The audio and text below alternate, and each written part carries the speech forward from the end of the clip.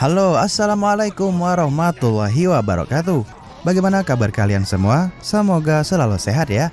Hari ini Kang Rekap akan menceritakan film Jepang yang berjudul Bullet Train Explosion. Gimana alur cerita selengkapnya? Langsung saja kita putar filmnya, let's check it out. Alkisah dibuka dengan suasana sebuah stasiun kereta api cepat di Jepang. Seorang kondektur berpengalaman bernama Takaichi sedang menemani rombongan siswa SMA yang sedang melakukan studi wisata. Dengan penuh semangat, Takaichi menjelaskan sejarah Shinkansen, kereta cepat kebanggaan Jepang yang dikenal sebagai Hayabusa. Hayabusa adalah salah satu moda transportasi paling aman dan paling tepat waktu di dunia. Dia juga memperlihatkan berbagai teknologi canggih yang membuat kereta ini mampu melaju dengan kecepatan tinggi, namun tetap memberikan kenyamanan bagi para penumpangnya. Setelah sesi pengenalan selesai, Takaichi berpamitan kepada para siswa.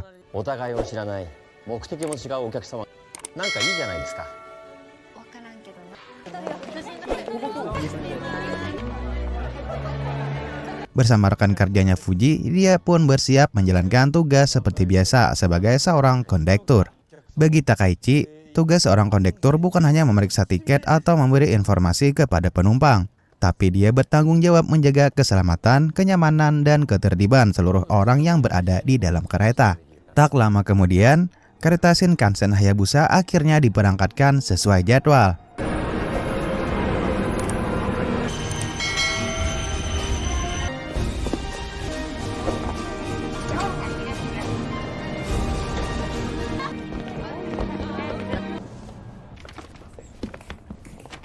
Di dalamnya terdapat ratusan penumpang dengan berbagai latar belakang.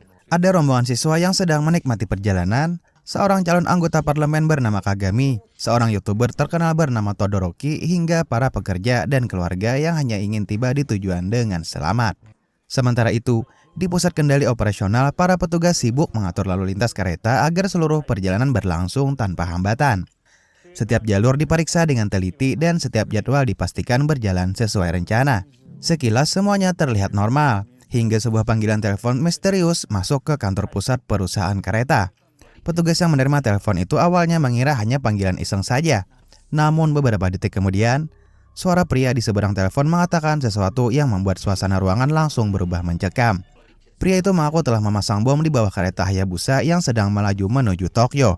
Dan bukan hanya itu, untuk membuktikan bahwa ancamannya bukan sekadar gertakan, dia juga mengatakan telah memasang bom pada sebuah kereta barang yang masih berada di stasiun Aomori.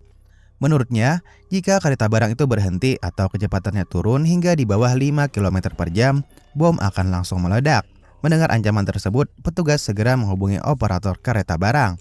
Sayangnya, sang operator di lapangan menganggap semua itu hanyalah lelucon yang tidak perlu ditanggapi serius. Namun beberapa saat kemudian,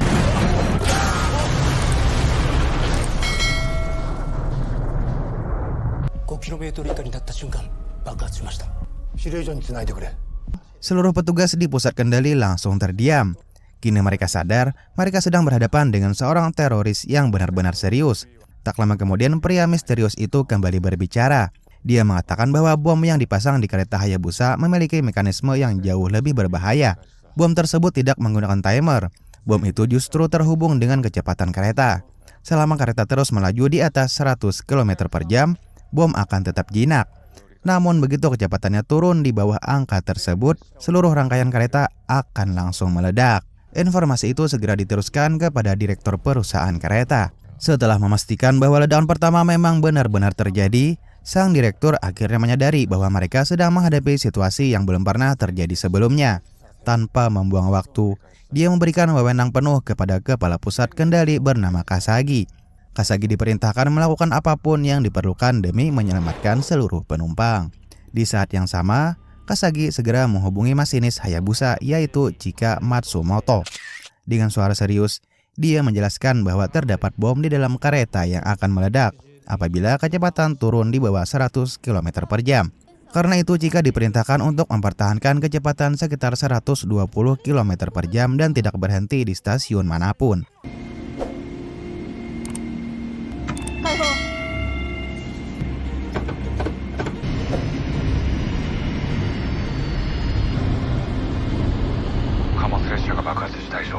Selanjutnya Kasagi menghubungi Takaichi, namun dia memberi satu perintah yang sangat berat. Takaichi diminta merahasiakan keberadaan bom itu dari seluruh penumpang. Dia hanya boleh mengumumkan bahwa kereta tidak akan berhenti di stasiun berikutnya karena sedang terjadi gangguan operasional. Tujuannya agar tidak terjadi kepanikan massal di dalam kereta. Takaichi pun menarik nafas panjang. Meski mengetahui ratusan nyawa kini berada dalam bahaya, dia tetap menjalankan tugasnya dengan tenang. Sementara para penumpang masih menikmati perjalanan tanpa mengetahui apa yang sebenarnya sedang terjadi. Di pusat kendali suasana semakin menegangkan. Direktur perusahaan kereta bersama jajaran kepolisian mulai berdatangan. Semua berkumpul di ruang operasi untuk mencari cara menyelamatkan ratusan penumpang tanpa menghentikan laju kereta. Belum sempat mereka menyusun rencana, telepon dari sang teroris kembali berdering. Kali ini, dia menyampaikan tuntutan yang jauh lebih mengejutkan. Dia meminta uang tebusan hingga 100 miliar yen, nilainya setara dengan belasan triliun rupiah. Namun yang membuat semua orang terdiam, uang itu bukan diminta dari perusahaan kereta saja. Teroris tersebut menuntut agar seluruh rakyat Jepang ikut membayar. Menurutnya, jika setiap warga menyumbang 1000 yen saja, maka jumlah itu akan segera terkumpul. Permintaan yang terdengar mustahil itu langsung membuat seluruh ruang kendali terdiam. Direktur perusahaan sadar mustahil mengumpulkan uang sebanyak itu dalam waktu yang sangat singkat. Karena itu, mereka berharap pemerintah mau turun tangan untuk menyelamatkan para penumpang. Tak lama kemudian, datang seorang pejabat pemerintah bernama Sasaki. Dia adalah penasihat khusus Perdana Menteri. Tanpa menunjukkan sedikit pun rasa simpati, dia langsung menyatakan bahwa pemerintah tidak akan pernah bernegosiasi dengan teroris. Baginya, memenuhi tuntutan pelaku hanya akan menjadi presiden buruk dan memicu aksi teror serupa di masa depan. Keputusan itu membuat suasana semakin panas. Kasagi mencoba menjelaskan bahwa nyawa ratusan orang sedang dipertaruhkan saat ini. Namun Sasaki tetap tidak bergeming.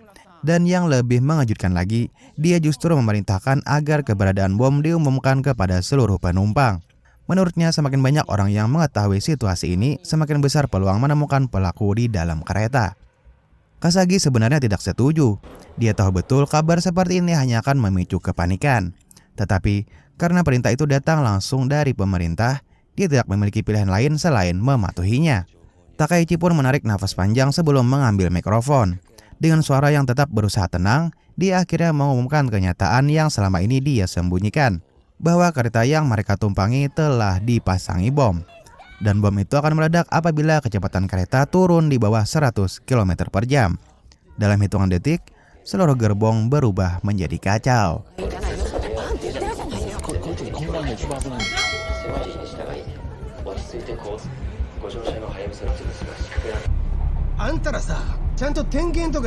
Takaichi bersama Fuji berusaha keras menenangkan para penumpang.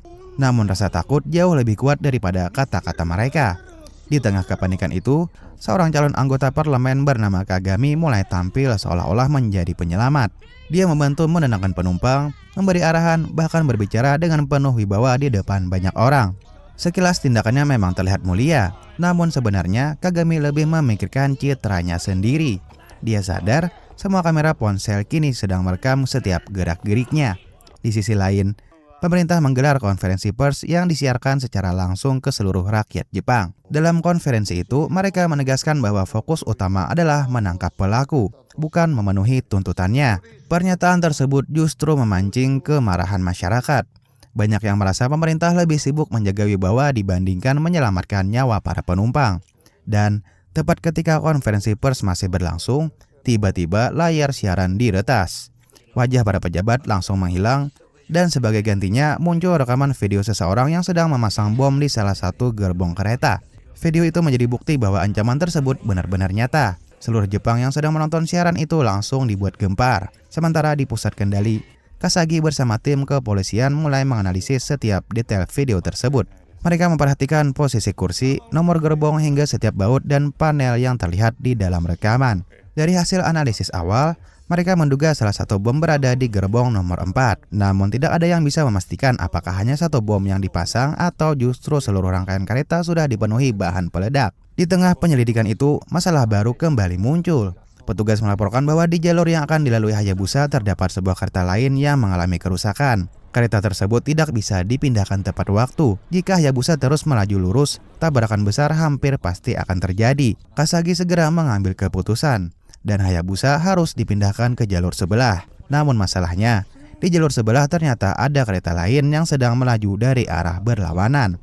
Kini mereka harus menghitung waktu dengan sangat presisi. Kasagi memerintahkan kereta di jalur sebelah untuk menambah kecepatan semaksimal mungkin. Sementara Chika diminta menurunkan laju Hayabusa menjadi sekitar 102 km per jam. Kecepatan itu masih berada di atas batas ledakan bom, tetapi sangat berisiko ketika harus berpindah jalur. Satu kesalahan kecil saja, kereta bisa tergelincir, atau yang lebih buruk lagi, bertabrakan dengan kereta lain. Seluruh petugas hanya bisa menatap monitor dengan nafas tertahan. Hayabusa terus melaju dengan kecepatan lebih dari 100 km per jam. Jika perhitungan mereka meleset hanya beberapa detik saja, tabrakan tidak akan bisa dihindari. Chika menggenggam tuas kendali dengan tangan gemetar. Ia perlahan menurunkan kecepatan hingga sekitar 102 km per jam. Angka itu masih cukup aman agar bom tidak aktif, tetapi tetap sangat berisiko untuk melakukan perpindahan jalur. Detik demi detik terasa begitu panjang. Kereta dari arah berlawanan terus melaju. Hayabusa pun semakin mendekati titik persimpangan. Dan tepat pada waktu yang telah diperhitungkan, Chika mengarahkan kereta berpindah jalur sebelah. Para penumpang menjerit ketakutan. Beberapa barang berjatuhan dari rak penyimpanan. Namun beberapa saat kemudian,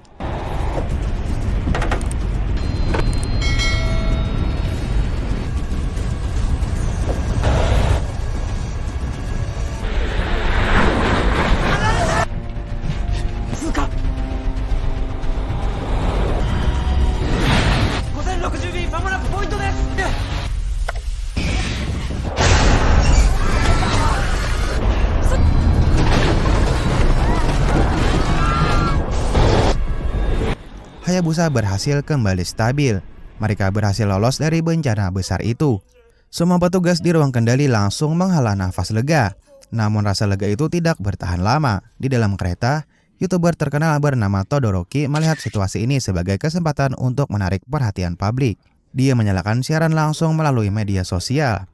Awalnya dia hanya ingin membuat konten. Namun setelah melihat banyak orang yang bersimpati kepada para penumpang, dia mengajak seluruh masyarakat Jepang berdonasi demi memenuhi tuntutan 100 miliar yen.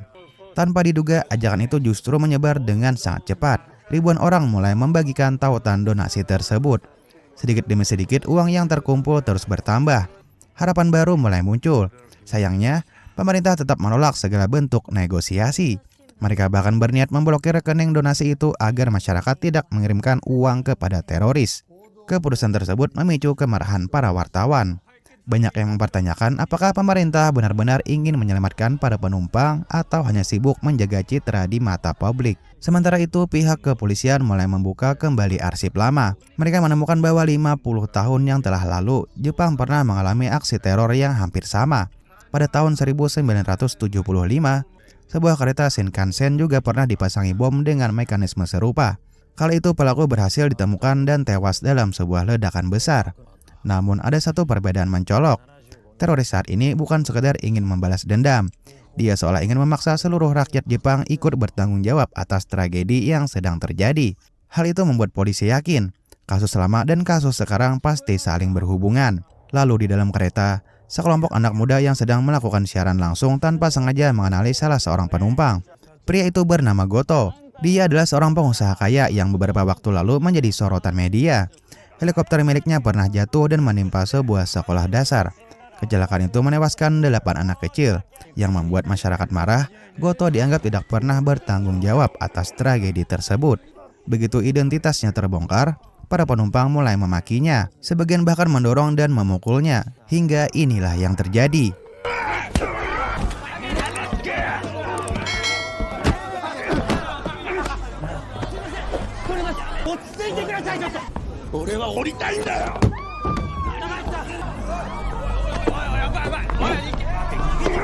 Merasa terpojok, Goto meminta seorang siswi SMA bernama Yuzuki untuk menekan tombol darurat atau SOS. Gadis yang panik itu akhirnya menuruti permintaan tersebut. Begitu tombol ditekan, semua penumpang menahan nafas. Mereka mengira kereta akan langsung melakukan pengereman otomatis. Namun ternyata tombol SOS hanya mengirimkan pemberitahuan kepada masinis. Keputusan untuk menghentikan kereta tetap berada di tangan masinis. Chika yang sudah mengetahui ancaman bom tentu saja mengabaikan permintaan itu. Hayabusa tetap melaju dengan kecepatan tinggi. Goto yang terluka kemudian dibawa menuju ruang medis. Tak lama setelah itu, Yuzuki menghampiri Takaichi. Dengan wajah penuh bersalah, dia meminta maaf karena telah menekan tombol darurat. Takaichi hanya tersenyum tipis. Dia mengatakan bahwa siapapun pasti akan panik dalam situasi seperti itu. Karena itu dia sama sekali tidak menyalahkan Yuzuki. Perkataan itu membuat gadis tersebut sedikit lebih tenang. Namun kemudian, Yuzuki mengajukan sebuah pertanyaan yang cukup mengejutkan. Dia bertanya kenapa Anda masih mau menolong orang seperti Goto. Takaichi pun terdiam sejenak. Lalu dia menjawab dengan sangat tenang, menurutnya tugas seorang kondektur bukanlah menghakimi siapa yang baik atau siapa yang jahat. Selama seseorang berada di dalam kereta, semua memiliki hak yang sama untuk dilindungi. Baginya, setiap manusia selalu berhak mendapatkan kesempatan kedua untuk memperbaiki hidupnya. Ucapan sederhana itu membuat Uzuki termenung cukup lama. Di saat yang sama, di pusat kendali Kasagi akhirnya menemukan sebuah rencana penyelamatan yang sangat berbahaya. Mereka akan melepaskan gerbong paling belakang dari rangkaian Hayabusa, lalu mengirim kereta lain dari belakang untuk menyambung dan mengevakuasi seluruh penumpang. Saat kedua kereta sama-sama melaju dengan kecepatan lebih dari 100 km per jam,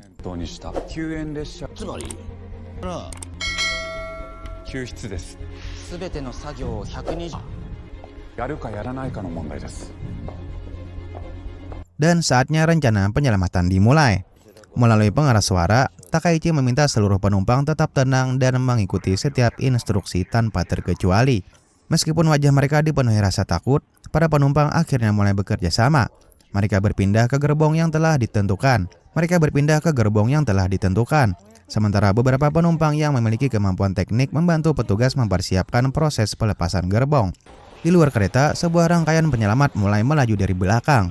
Masinis kedua kereta harus menjaga kecepatan yang sama persis. Perbedaan hanya beberapa sentimeter saja dapat menyebabkan tabrakan yang menghancurkan semuanya.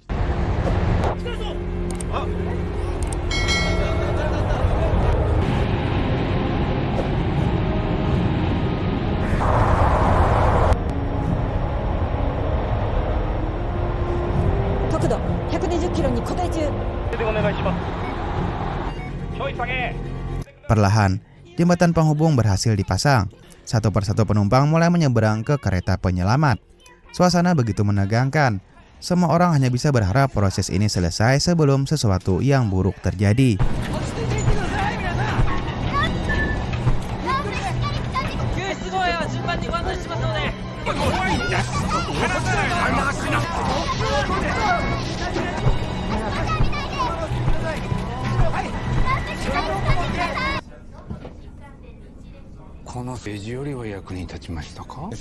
Namun, tepat ketika evakuasi hampir selesai, kekacauan kembali muncul. Goto yang sebelumnya tidak sadarkan diri tiba-tiba terbangun. Dia masih dipenuhi amarah dan dia menyerang pemuda yang tadi menghajarnya menggunakan tongkat golf. Keributan pun kembali terjadi di dalam gerbong. Di saat yang sama, seorang guru menyadari bahwa muridnya bernama Yuzuki belum ikut dievakuasi. Tanpa ragu, sang guru memutuskan kembali ke dalam kereta untuk mencarinya. Melihat hal itu, Kagami pun ikut membantu. Begitu pula Todoroki. Meski masing-masing memiliki alasan yang berbeda, mereka akhirnya bergerak demi menyelamatkan satu nyawa yang tertinggal itu. Sayangnya, takdir kembali menguji mereka. Saat beberapa orang hendak menyeberang ke kereta penyelamat, jembatan penghubung mendadak rusak akibat benturan keras. Dan inilah yang terjadi.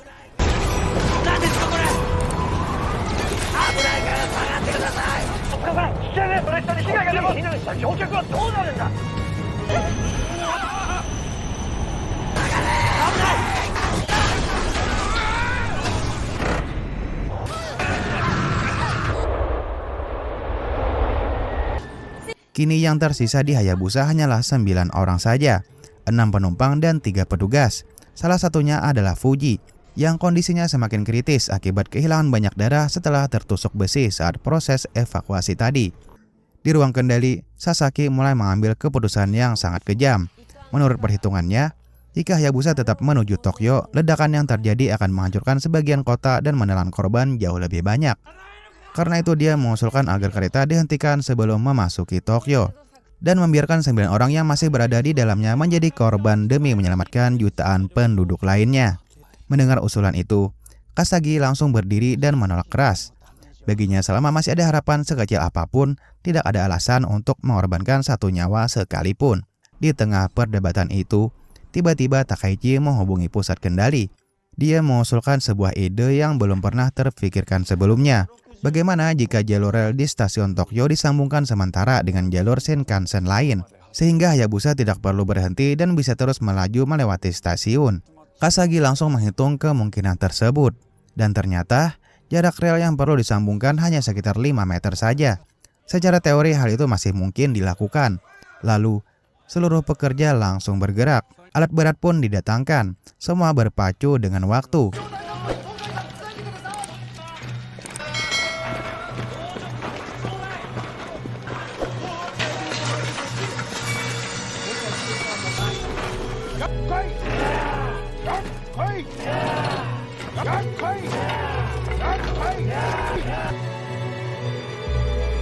Namun di tengah proses itu, sebuah fakta mengejutkan akhirnya terungkap. Yuzuki yang sejak tadi terlihat pendiam, ternyata adalah orang yang memasang bom di dalam kereta. Pengakuan itu membuat semua orang membeku. Yuzuki bahkan mengaku telah memasang bom lain di rumah ayahnya sendiri. Dia melakukan semua ini karena dendam yang selama bertahun-tahun dia pendam. Ayahnya, seorang mantan polisi yang dianggap sebagai pahlawan nasional, ternyata sering melakukan kekerasan terhadap dirinya. Dan yang lebih mengejutkan lagi, Yuzuki mengatakan bahwa uang tebusan 100 miliar yen itu hanyalah umpan. Tujuan utamanya bukanlah uang. Dia hanya ingin melihat apakah pemerintah dan masyarakat benar-benar masih memiliki kepedulian terhadap sesama.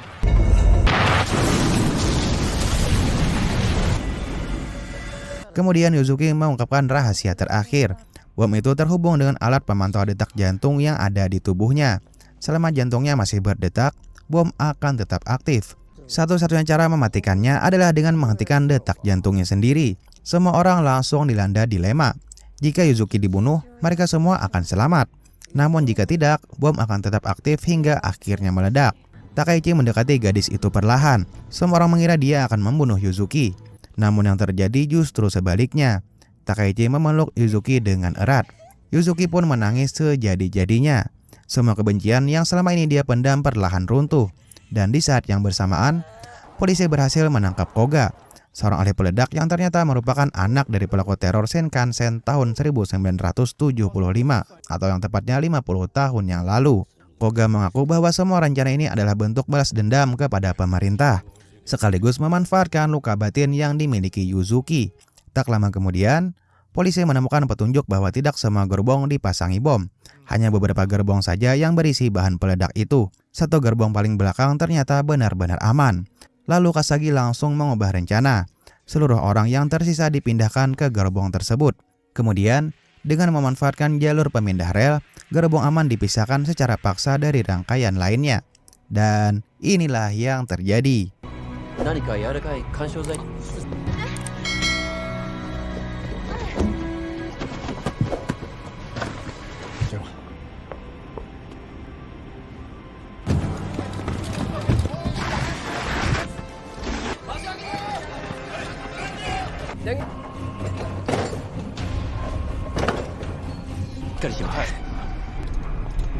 OK です。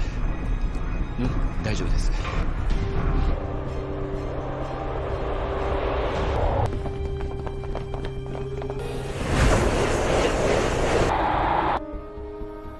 来ました。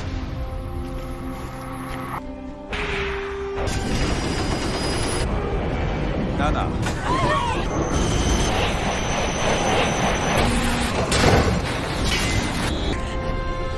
51号操作。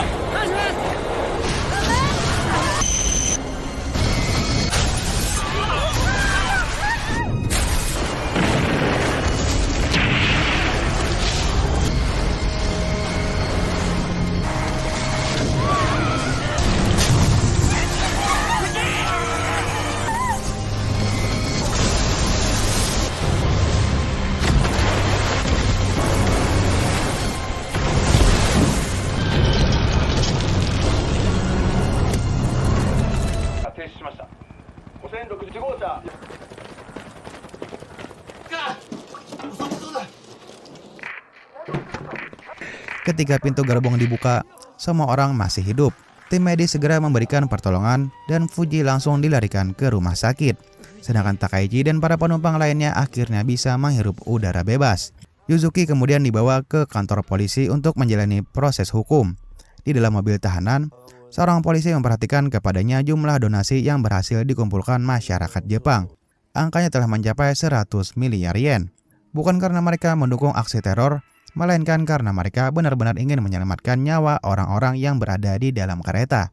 Saat melihat itu, Yuzuki akhirnya menyadari satu hal yang selama ini tidak pernah dia percayai, bahwa di dunia ini masih ada banyak orang yang mampu berbuat baik dengan tulus. Dan film pun berakhir. Bagaimana menurut kalian tentang alur ceritanya? Bagaimanapun juga akan lebih seru jika kalian menonton langsung film selengkapnya di platform streaming kesayangan kalian masing-masing.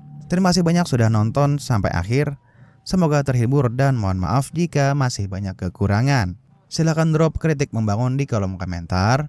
Jangan lupa like jika suka dan subscribe untuk reka film menarik lainnya. Kami segenap tim reka film undur diri. Assalamualaikum and see you next time.